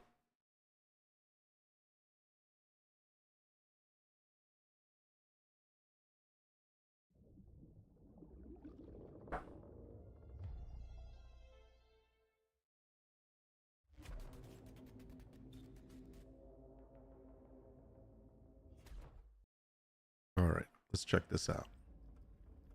Press almost any key. Oh, let me go back. Okay. So play, settings, upgrades, and so forth. What are the upgrades? Oh, you can unlock some of these things. Interesting. Increased damage. Oh, I guess you have to get these. Okay, I don't have any of these. You can buy them. Oh, nice. I don't even know how that works. All right, let's just play it. So first thing, you have crystalline caverns. You have to finish this one before you get to that one. So you press that one. You can't get into these other areas until you finish this first one. So the first one is hazard 1. And obviously the only thing you can do is the scout. You have to unlock the other guys to start off with. So you go scout, and then also you got classic. This is what you're working with. Later on it gets other things unlocked, but 10% move speed, plus 20 max HP, and pretty straightforward assault rifle that shoots in a burst. So it's an auto shooter, just FYI. So here we go. So let's go ahead and do that. Select that one. It has dwarfs, Guino. Yes. So look, I love how we landed there, and now we basically just move around. Best with controller probably, but I'm using AWSD or WASD, sorry. And the idea is to mine these things that we need and kill those guys. But I'm going to try to get to the mine stuff first. Okay, so there we go. So I'm getting some stuff. Now I'm getting gold. And as you notice, I've leveled up. Okay, level up. Rare. We'll get that one 25% more.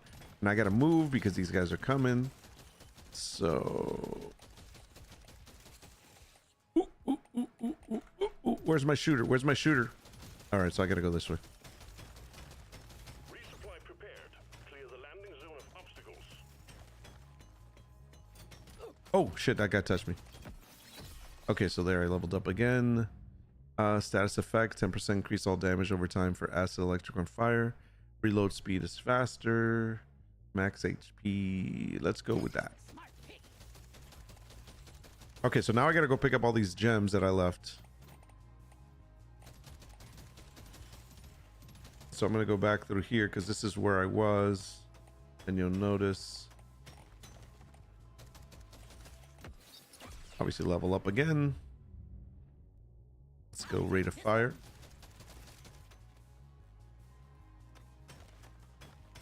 Now I don't know what this is. The scanner just lit up like a Christmas tree. We got a swarm incoming. Now I'm not sure what I'm supposed to do with that, so I'm just gonna keep going. Ooh, crap.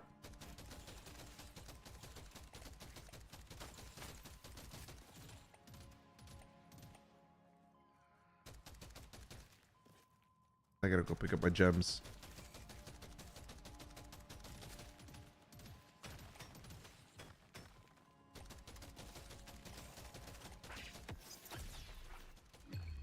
Okay, new weapon, new weapon. Let's go with that one.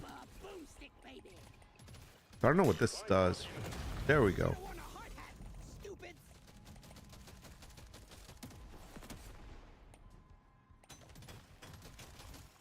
Oh, shoot.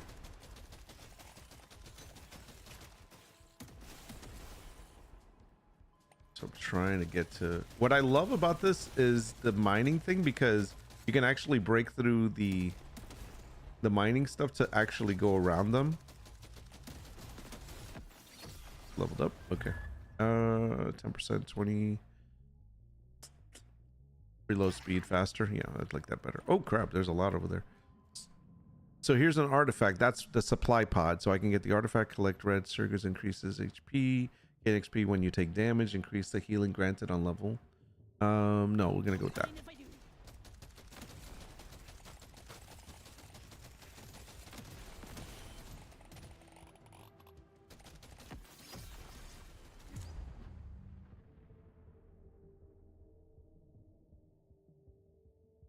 Sorry. 25 damage, mining speed. I'm gonna go with the rare.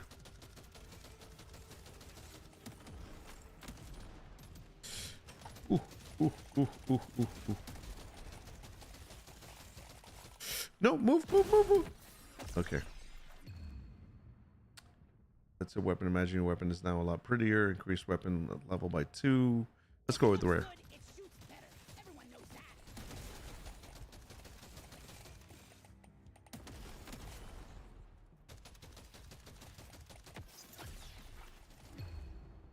6% reload, critical damage. Let's do that. Damn, that thing is like right there on me. Oh, that should hit me. Level up. Fire rate damage. Let's do that. Okay, so I'm gonna go this way.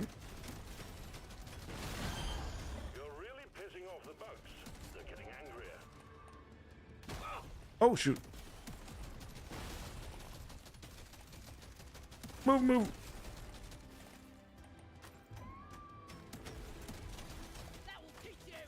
Quota satisfied. The drop pod is arriving. Okay, so now the drop pod is arriving. And I get to get the hell out of here. I'm growing stronger. Oh. Change the damage types to cold. Fuck this, bugs.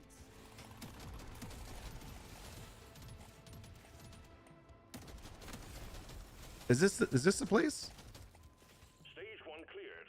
Be Yep. sure to spend your gold and nitro before the next stage. And there you go. And that's what you do. So every level you and obviously you can do one of these. Reload. 6% move speed. I probably want that. 50% reload speed. That's even better. I don't have enough for that. I think I'm gonna get this. I want to move faster. That's all I can get. You could actually re-roll to get something else, but I don't have enough. Well, maybe. Let's see. Nothing for me here. Let's try again.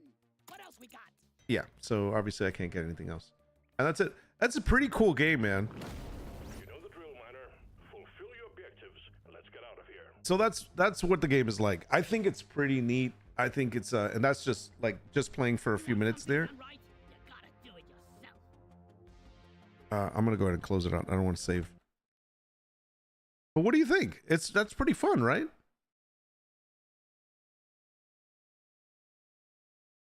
Nope, looks like an ARPG. Not even dwarves or goblins could make me play a game like that. Oh, I have standards. I guess they're planning noon Eastern release for Nightingale tomorrow. Is it tomorrow? It's not tomorrow. Tomorrow's the 20th. I'll have to check that. Those were good times. Doesn't your guys Nightingale come out tomorrow? Oh yeah, that's what we're waiting for. Okay, so I understand Nightingale's great, but what did you think of that game? I thought it was good, right? You guys didn't think so?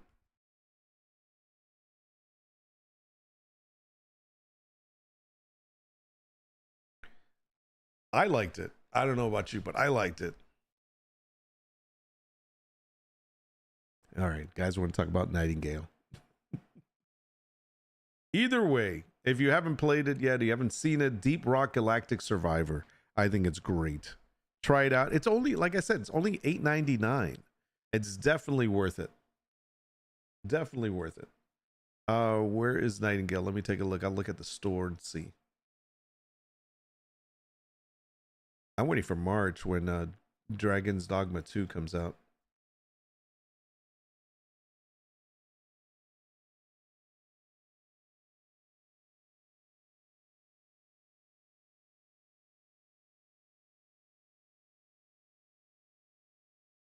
Yeah, it says February 20th. Okay, so it's not I thought it was the 22nd for some reason. This game unlocks in approximately 23 hours. So they're looking at midday release, huh? That sucks.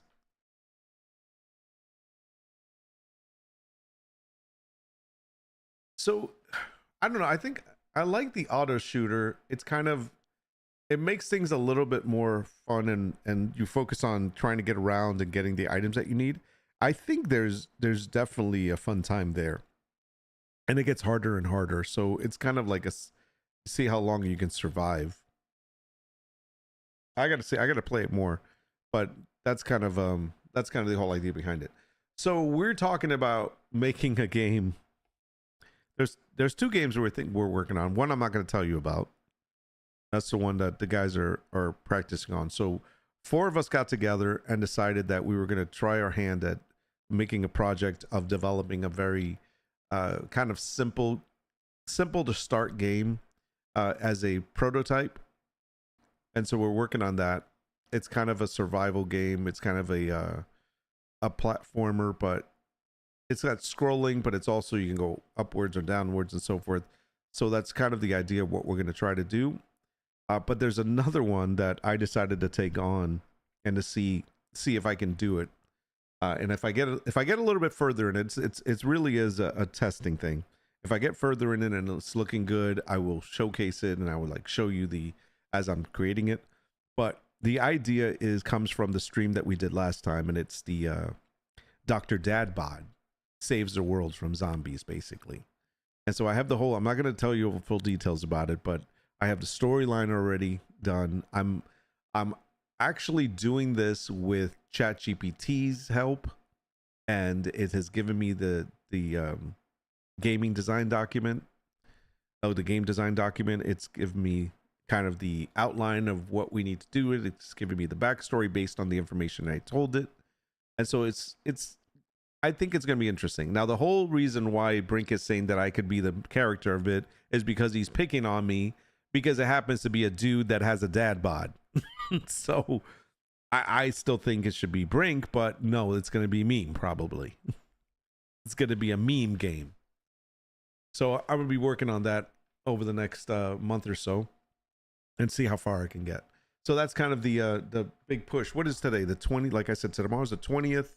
I'll be working on. I figure that in 30 days I should have something to show or to report, and hopefully I'll have something down. We'll see. I want to make one that's an auto shooter like that. I think that's pretty cool. I might have to work on that myself. Should be at least average height.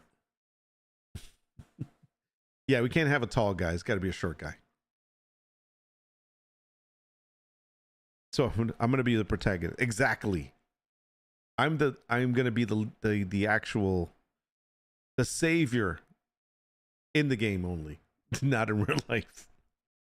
So we'll see how that goes, but I figure I'll give myself a 30-day window to see how far I can get and report back, and maybe if I have something before the 30 days that I can show, I'll show that. But I'm really concerned that I'm not going to get far with this, but I'm going to try. I'm trying not to be pessimistic about it. I'm trying to be optimistic and think that, yes, it's going to be successful, but we'll see.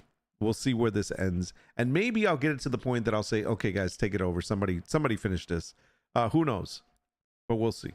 I got a lot to learn. I've never done a game before.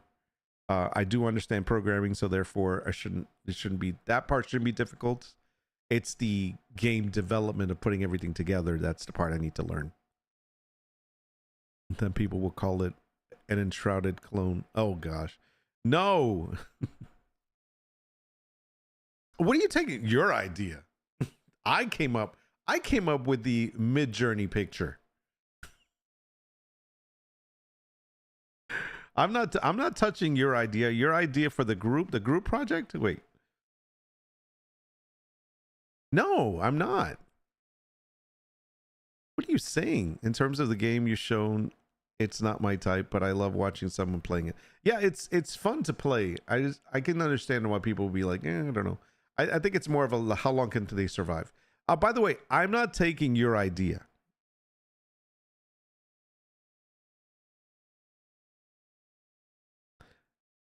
I'm not even talking about your idea. I'm keeping it hush because of the fact that it's your game.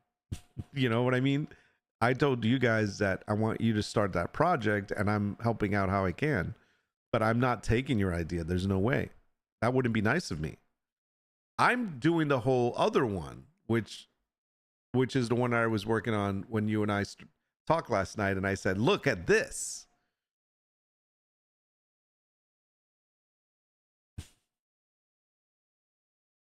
Your idea is your idea. By the way, guys, let me clear that up. There's two different ideas here. The whole meme came out during the stream, and then we joked about it. That wasn't the idea for a game, though. The idea for the game came days before that, which is the one that you guys are working on, which is the survival one. Do you understand what I'm saying? I think you misunderstood. The dad bod one is the one I'm working on by myself. I mean, you're welcome to work on it with me, but that's the one that I'm going to use as an example. Now, I don't have to use that one. If you guys want to do that one, then that's fine. I have another one. Let me see. Where is it? Let me see.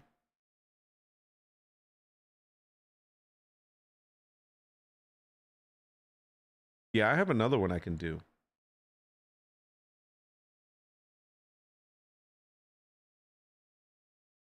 I have a time warp shooter I can do. There's that one.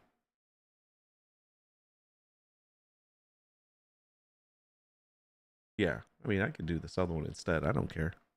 Fine, I won't do the dad bod. You can do the dad bod. Yeah, there's two separate ones. There's the survival one, which we have, which Vox made the Discord for that we're doing. That's the one. And then there's the dad bod one that we talked about. But no, fine, forget. I'll do my own then. Never mind. I didn't think the rest of the guys wanted to do the dad bod one. That's not what we talked about yesterday. You didn't mention that. All right, whatever. I'll put it up then. Then I'll take what I have and I'll throw it up there, and you guys can do it. I'll create another one. I'm trying to give myself a project that I can do, so that I can feel comfortable with. Because okay, let's be honest. As it stands right now, I serve no purpose in the group, and so that's where I'm trying. Like you're doing. All right, so let's talk about what it is. So we have 4 guys. I'm one of them, right? So 3 guys. We have one guy writing story. So he's basically experienced into writing the story and the idea, the premise. See you later, Troy. Good to see you, man. Then we have one guy that does the digital, what is it? The actual 3D models. Okay, so we got that, and then we got the guy that does the Unreal Engine 5 stuff. All right, so that's you 3. All I serve is this is any financial support. That's basically it. And which is really 0 right now because it doesn't take any money to do the stuff that you guys are doing. So I serve no purpose whatsoever. And the only thing that I did was I took your idea, I took the premise of the idea of what we're doing and I put it into a document and had thankfully ChatGPT go through it and summarize it and spit it out into a clean document, and that's what I provided you guys with, so that you have something that you can work from as far as an outline. So that's where I'm like, all right, so I'm not really doing anything, and then I decided, so I want to do something to be able to contribute. So this is why I gave myself a side project. That's kind of what I'm doing.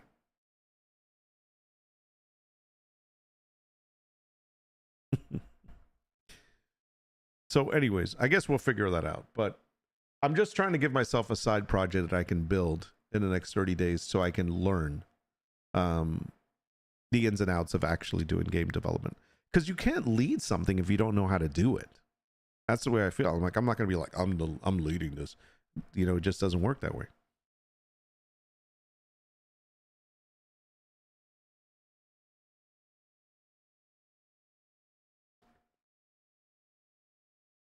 I serve for a purpose. We're all doing it to learn and leadership and serve whatever purpose you want to. It's a learning project, learning blueprints with us, design stuff, whatever you want. Yeah, I just don't want to do, I don't want to be redundant. All right, we'll talk about it later. Anyways, that's the ideas that are going through our minds.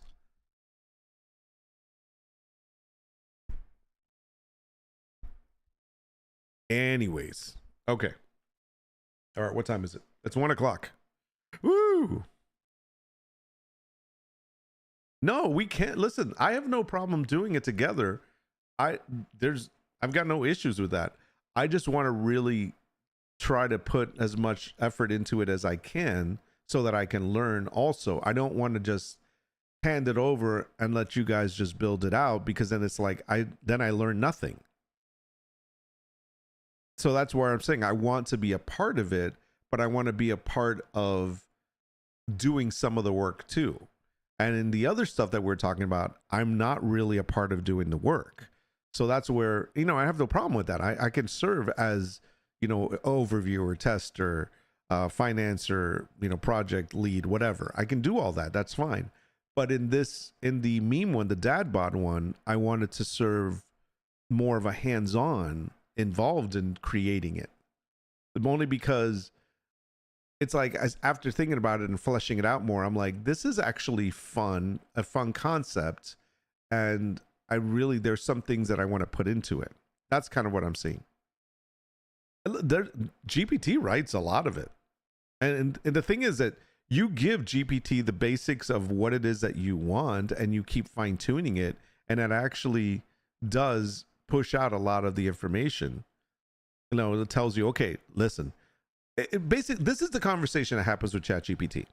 You basically let them know that they are the pros at actually doing the game development, and that you have an idea that you want to develop, and you want them to lead you as an apprentice in creating this.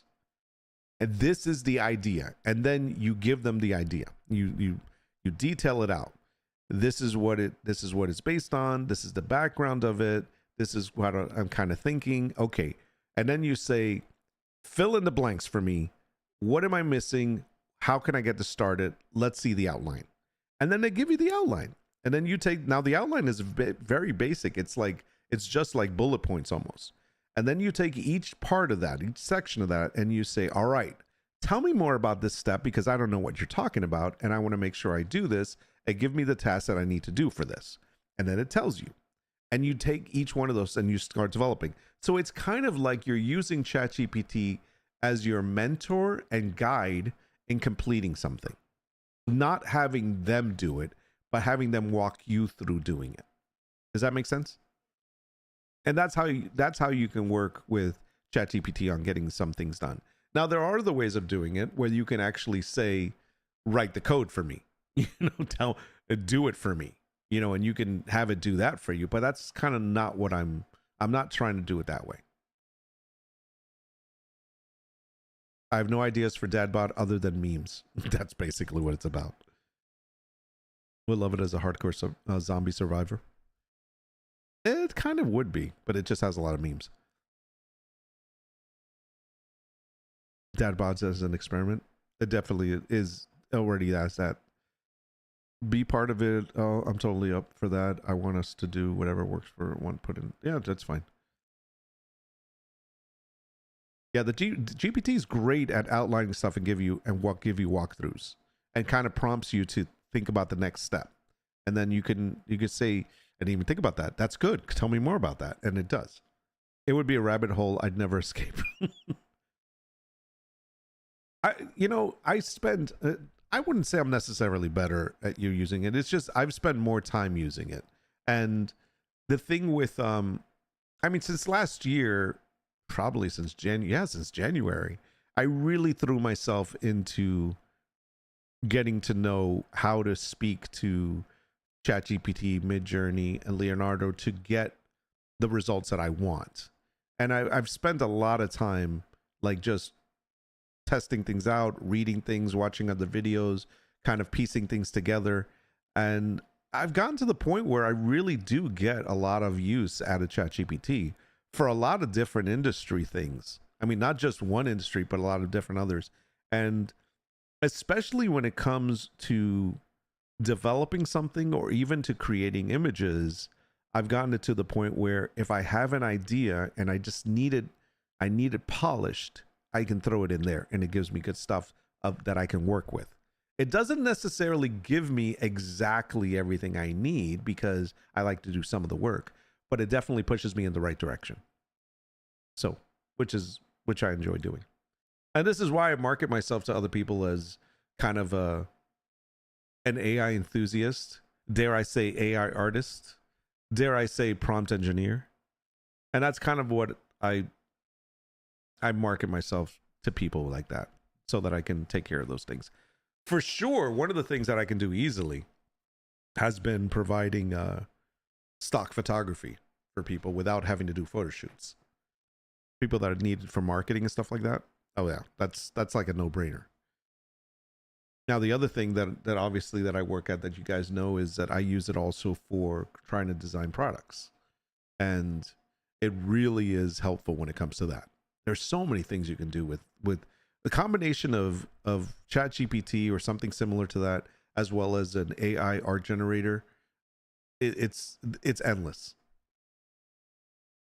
Anyways, yes, it could help you with writing sandwich problems. No, it's true. It's like, honestly, one of the most basic prompts that I've ever put through it was for my daughter, which I said, give me simple recipes for college students to do while they're away from home, something along that lines. And it basically created these recipes of common things that college kids eat that are simple to make, and it was basic ingredients, and it put the ingredients, and I gave it to my daughter, and I say, here you go. And so it really it can give you sandwich problems.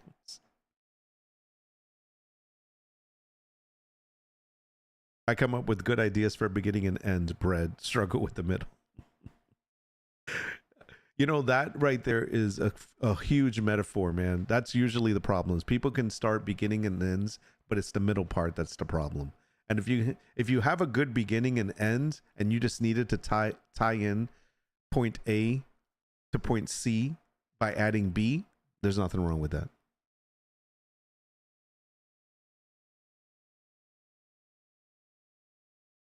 That's what I serve. That's the purpose I serve, guys. There you go.